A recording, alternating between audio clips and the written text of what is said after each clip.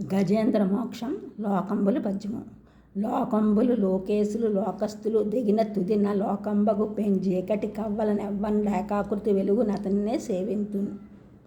స్వయంభువ స్వారోచిష ఉత్తమ మనువుల కాలం గడిచిన తరువాత తామసుడు మనువుగా ఉన్న సమయంలో శ్రీ మహావిష్ణువు గజేంద్రుణ్ణి రక్షించడానికి భూలోకానికి దిగివచ్చాడు అని సుఖమహర్షి పరీక్షితు మహారాజుతో పలుకుగా అది విని సుఖమహర్షితో గజేంద్రుని గురించి చెప్పమని పరీక్షితు మహారాజు అడుగుగా గజేంద్ర మోక్షం గాథను వివరిస్తారు సుఖమహర్షి.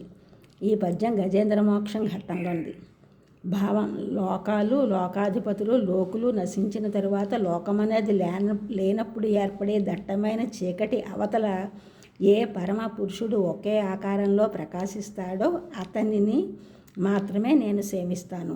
లోకంబులు అంటే 14 లోకాలు, లోకేశులు అంటే వాటిని పరిపాలించే రాజులు, లోకస్తులు అంటే ఆ లోకంలో ఉండే చరాచర జీవులు, తెగిన అంటే నశించిన, తుదిన్ అంటే కడపటి లేదా యుగాంతంలో వచ్చే ప్రళయకాలంలో, ఆలోకంబగు అంటే లోకములు లేనిదైన, పెంజీకటి అంటే గాఢాంధకారానికి అని, అవ్వలన్ అంటే అవతల, ఎవడు ఏకాకృతిని అంటే ఒకే ఆకారంలో ఎవరైతే వెలుగున్ అంటే ప్రకాశిస్తాడో అతనినే సేవింతున్ అంటే నేను కొలుస్తాను అని గజేంద్రుడు విష్ణుమూర్తిని ప్రార్థించాడు అని సుఖమహర్షి పరీక్షితు మహారాజుకు చెప్పాడు.